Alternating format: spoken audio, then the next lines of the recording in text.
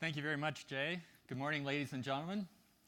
I'm absolutely delighted to be part of this year's publishing seminar. I sat through the sessions yesterday. I learned a lot, but what I especially enjoyed was the hallway conversations with a number of you, conversations over lunch and at the Kansas City Live event last night. And I'd welcome the chance to continue some of those conversations over break today if any of you have comments or questions on what I have to say this morning. My job on the program today is to provide perspective on the nation's economic outlook. In my mind's eye, this is an auspicious time for considering the nation's economic prospects. This month, the nation celebrates its 7th consecutive year of growth following the Great Recession. That rebound has been somewhat less than spectacular, but still another year of growth is worthy of note. And despite some market-rattling volatility early this year, I think prospects have brightened again, suggest that the nation's rebound will endure. But still, risks abound, and I think those risks are focused on two recent developments. First of all, a notable imbalance has crept into the global economy, with growth in the United States now outpacing much of the globe. And then secondly, global central banks have responded fairly aggressively to this disparity in global performance, with major central banks elsewhere ramping up liquidity to support growth, even as the Federal Reserve now is pointed in the opposite direction. So what I intend to do this morning in my remarks, I have a three-part outline in mind. I'll first review recent economic developments. I'll consider the prospects for the year ahead. And finally, I'll consider in some greater detail this divergence of global performance and policy. So first, let's consider recent economic developments. Since the nation's economy hit bottom in the summer of 2009, growth in real output, or real GDP, has averaged just a shade over 2%, roughly matching current estimates of the nation's potential, or the pace that it can sustain over the longer run. As you see on this chart, growth has been pretty choppy, up and down pattern often during this period, like we saw last year, starting the year at a slow rate, surging in mid-year, only to slow again, eventually coming into another slow first quarter this year, a paltry growth rate, 0.8 of a percentage point at an annual rate. That up and down pattern, of course, precludes one's hanging one hat on the most recent data point. But the larger point that I want to make here is that the nation clearly missed the sharp rebound in output, rebound in performance that typically refills the giant crater that's left in the wake of such a severe economic downturn. In this episode, that rebound was short-circuited by the wave of financial deleveraging that came on the backside of the historic credit boom that immediately preceded the bust. And what we have then is this persistent output gap, this gap between the economy's current performance and its estimated potential. That gap has been shrinking. It's now down to about 2%. But still, in my mind's eye, that's a good measure of our nation's struggle to regain lost ground. The nation's labor market provides a more vivid display, I think, of the economy's underlying strength, especially in the last couple of years when job growth has averaged almost 200,000 jobs a month. And again, I think that recent spate of strong job growth also highlights one of the underlying strengths, and I think often underappreciated strengths of our nation's economy, and that is the flexibility of our labor market. Flexibility that enables businesses to make workforce adjustments as conditions warrant. And it's that flexibility that accounts for the high degree of churn that we also see in our labor market. Each year in this country, each month in this country, some 5 million Americans change jobs for one reason or another, usually looking for better prospects. Bettering their prospects, and in doing so, they enable the formation of new businesses, the growth of old businesses, even the formation of new industries, which in turn creates the foundation for a vibrant and healthy economy. As you see on this chart, this churn in the labor market has accelerated markedly since the financial bust, with new hires outpacing separations by a healthy number, a number that translates directly into job growth. job growth that has in turn shrunk the pool of available workers, driving the nation's unemployment rate down to a relatively low level, announced last Friday, 4.7%. Now, along with that most recent statistic on our labor market, announced last Friday, was the report on the job market for the month of May. And that report was absolutely dismal. It essentially suggested that in May, hiring growth in the United States slowed to a virtual crawl. Only 38,000 jobs created in the month of May in the nation. Now, if taken at face value, that certainly raises some questions on the strength of the recovery and prospects for the recovery going forward. And I think those questions are worthy, and I don't want to dismiss that number, but I would caution placing too much weight on a single data point, especially in a series of job growth that is notoriously volatile, and especially this time of the year when there are a number of one-off factors that affect those data. The big telecommunications strike, the return of college students to the summer workforce, issues that confound the seasonal adjustment process in these data and can lead to statistical aberration. But even so, whenever the unemployment rate in this nation slides to less than 5%, the typical result is that wage pressures begin to build, which in turn nudges out consumer price inflation. Now, in this episode, wage and price pressures have been slow to develop. And in fact, for the last couple of years, price data have been really hard to interpret. Ever since oil prices fell sharply, dragging down broad-based measures of consumer prices. The price index that I'm showing here is that for personal consumption expenditures, a very broad-based price index. Is also the Federal Reserve's preferred measure of inflation. You see on this chart, the PCE fell sharply to a level almost zero when oil prices fell so hard. But if we remove volatile food and energy prices from the PCE index, we have something remaining called the core PCE. The core PCE is much more stable, and as you see, that index is climbing towards the Federal Reserve's 2% target. So there I've introduced the Federal Reserve's role in the economy. And indeed, the Federal Reserve does play a strong role. The Fed is mandated, has a dual mandate from Congress to promote maximum sustainable employment and promote stable prices, which the Fed now interprets as inflation at an annual rate of 2%. And reading between the lines of my discussion so far, you can see that the Fed has attained, or nearly so, its first objective is rapidly closing on its second. So it comes as no surprise then that the Fed is now moving towards normalizing its policy stance, beginning to unwind some of the extraordinary support that the Fed has provided the economy since the financial bust and shortly before.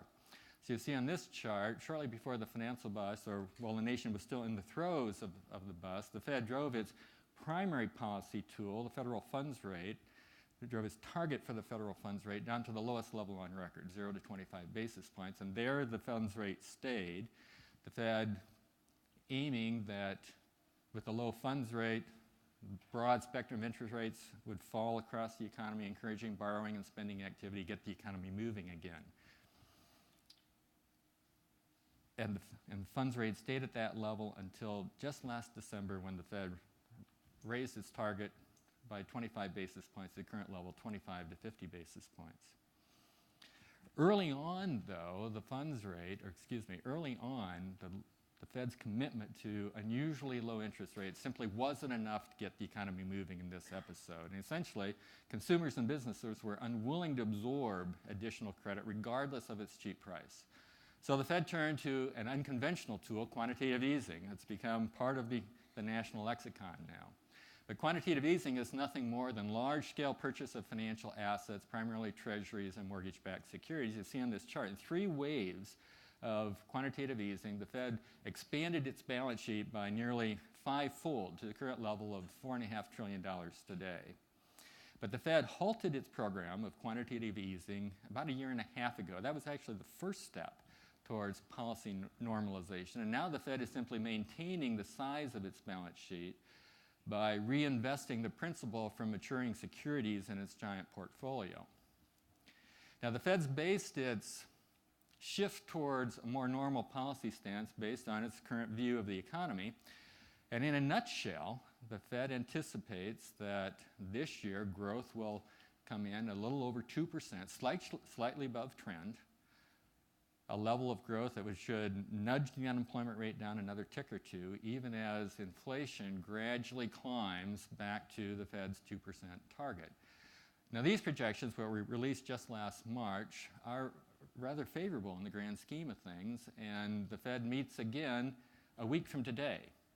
And a week from tomorrow, when Chair Janet Yellen releases the Fed's next set of projections, I don't expect a lot of change. So I think that's a pretty good perspective on where the economy is heading. So with that view, let's consider what it is that is driving the economy currently. And let's do that by pulling the economy apart into its constituent parts. Each year in the nation, everything that's produced, all of output, is either purchased by consumers, it's invested in fixed assets of one kind or another, it's shipped abroad, or it's purchased by some unit of government. So on this chart, these four sectors of the economy, represented by the four colored bars in each year, add up to GDP. And so this simple representation gives you a pretty good picture of what's been driving this recovery thus far, mainly consumer spending with some ancillary support both from investment and trade. But in the last couple of years, investment has slowed and trade has fallen into a downright slump. So let's consider each of those three important sectors in turn. I'll begin that analysis with consumer spending, which is by far the biggest part of the economy, accounting for about 2/3 of economic activity each year. In the financial bust, consumers lost about roughly 20% of their wealth. And as expected, consumers hunkered down, they reined in spending, boosted savings, shed debt, and it was that consumer retrenchment that was one of the hallmarks of the Great Recession. But since those dark days, consumers have made pretty good progress in shoring up their household balance sheets. Recent data suggests that consumers now, consumer real wealth is at the highest level ever. Consumer leverage, which I show on this chart, has fallen to the lowest level in the last decade and a half. And with that strong balance sheet serving as a foundation, coupled with stronger earnings in a recovering labor market, prospects for continued strength in consumer spending remain fairly bright. Investment spending, on the other hand, has been a bit disappointing of late. The most recent downturn in investment spending is found exactly where you would expect, in the energy patch, where energy companies have scaled back investments substantially after the recent energy boom. And in fact, that scaling down or that disinvestment in the energy patch is quickly reflected. I think a good picture of that comes from the number of drilling rigs operating in energy country in the United States, a number that's dropped like a stone. As you see in this chart, though, oil production has only tapered slightly, which I think highlights not only the scale of that recent investment in the recent energy boom, but also the continued flow of oil from those newly developed wells, even without additional investment. And now with energy prices, with oil prices climbing back to the $50 level, I think that spells some relief for stressed energy firms, but I don't think that's going to trigger a new round of significant investment in energy country anytime soon. So that brings us to the last sector that I want to consider today, and that is trade, the international sector, which brings the rest of the world into our analysis this morning. In the financial bust, global trade fell hard. And in this country, with income declining so sharply in the United States, imports fell a lot faster than exports, which accounts for the marked improvement in the nation's trade deficit during the financial bust. But since then, as you see in this chart, there's been a notable widening once again, with some back and forth, but a notable widening in the trade deficit once again, which highlights developments around the globe, which, as I mentioned earlier, is one of the principal risks in the outlook. And in fact, last year, trade subtracted a little over 0.5 percentage point from GDP, and not much progress is expected on that front in the year ahead. So let's consider this international outlook. And as Steve mentioned early yesterday morning, U.S. agriculture now counts heavily on global trade, global demand, especially among the large group of emerging markets and developing economies. A large group of economies, many of them lower income. And over the last couple of decades, this large group of economies have been growing considerably faster, albeit from a lower base, than the big advanced economies. But the most recent data also show a marked slowing among the emerging market and developing economies, losing some of their growth lead on the big advanced economies, even as global growth slows. A notable case in point, of course, is China, which stands out not only because of its size, accounting for roughly a sixth of global GDP now, but also because of its role as a principal engine of global demand in recent years. But Chinese growth has slowed markedly from a breathtaking double-digit pace about a decade ago now to levels a little less than 7%. And most observers expect that slowdown in China to continue. For example, in this chart, I'm showing data from the International Monetary Fund, which projects growth of 6.5% in China this year, a little over 6% next year. And in fact, Chinese officials themselves have gradually wound down their annual growth targets for the Chinese economy, this year targeting 6.5% to 7% growth. And this gradual slowdown, or this slowing of Chinese growth, currently certainly has rattled international markets. But from another perspective, my sense is that this lowering of the annual growth target for China is probably a healthy development in the longer run, because it takes the focus off of growth at any cost in China and enabling more space for long overdue structural reforms. The Chinese economy is primarily investment driven, with a strikingly small share from consumption as compared to the United States and other big advanced economies, consumption being much more stable sector for growth. And China has indicated their intent to rebalance their economy away from the old model of investment and industry, with much of it subsidized by state-controlled financial institutions, with a greater reliance on consumption and services, which would be more stable. The old model was useful. It propelled rapid growth in the short term, but also led to a substantial accumulation of excess of capacity now in manufacturing and real estate. And that overhang of excess capacity in those critical industries now is becoming dangerous for the Chinese economy, not only weighing it down in the short run. So my sense is that its move towards a rebalancing in the Chinese economy will perhaps lessen the chance of a hard fall in China going forward. Among the big advanced economies, the U.S. expansion, though less robust than we would prefer at home, stands head and shoulders above the relatively tepid performance in Japan and Europe. Even though Japan and Europe outpaced growth in the United States in this year's first quarter, they're still struggling to climb above their pre-bust level. And like the Federal Reserve, central banks in those two regions responded vigorously to the financial bust, following the same playbook the Fed was using, driving short-term interest rates down to the lowest level on record.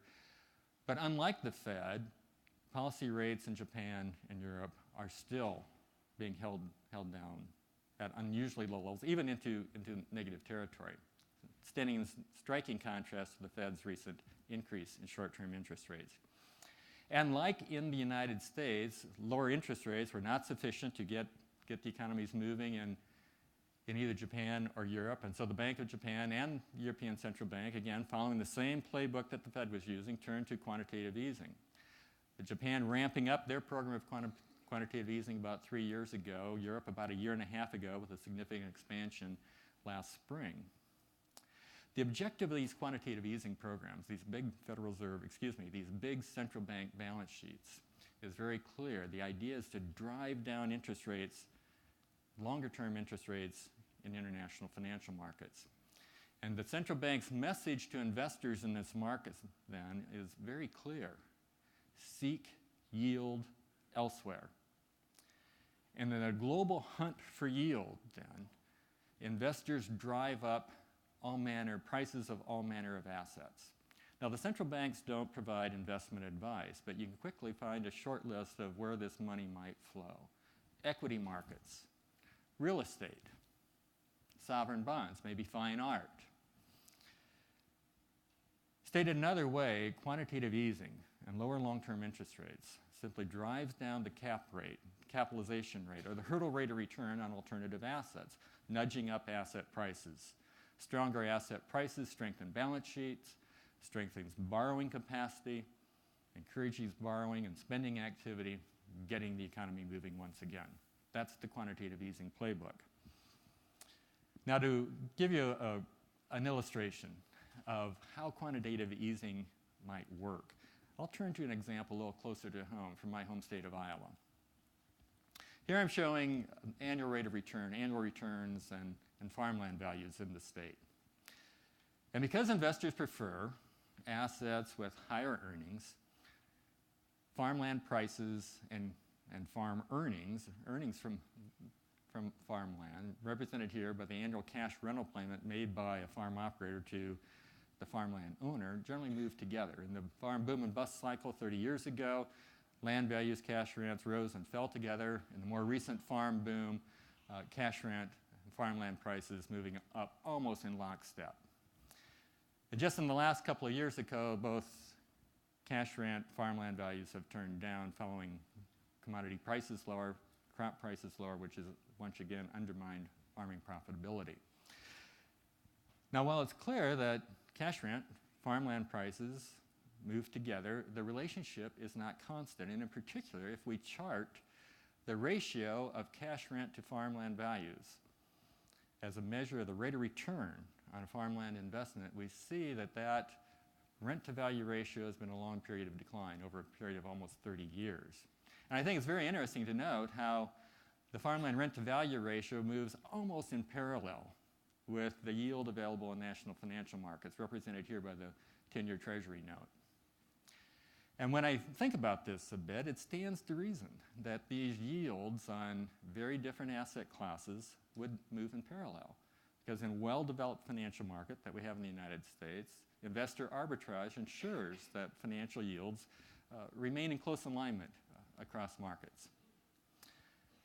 So the next logical question is, what happens in these markets? What happens to Iowa farmland values as the Federal Reserve moves towards unwinding the support that it's provided to markets in recent years through quantitative easing, and interest rates begin to rise once again? Well, if there is to be a parallel increase in the rent-to-value ratio, one of two things must happen. Either cash rents must rise or land values must fall. In my sense, even with the conversation about this year's weather markets, I'm not convinced that cash rent will keep up with rising interest rates in the years ahead, which suggests to me some further downward pressure on farmland values. Well, I'll conclude with a few comments on developments in the foreign exchange markets where I would argue this disparity of performance, international performance and policy has nudged up the value of the dollar. And I especially like Bill Lapp's characterization of the role that the dollar plays in international markets as being a kind of tide that raises and lowers all boats. And indeed, it's often managing the value of one's currency is often considered to be the third tool of monetary policy, along with the interest rate tool or the credit channel that I described earlier today, along with the asset price or wealth channel that I've also described, and we have this exchange rate channel of monetary policy. And it stands to reason. It takes into account when a central bank drives down interest rates, that lowers demand for the domestic currency, driving down its value. A lower valued currency in turn makes domestic exports cheaper for foreign buyers, makes imports more expensive for domestic consumers. Net exports improve, boosting economic activity. And for agriculture, there's another channel by which exchange rate affects the industry.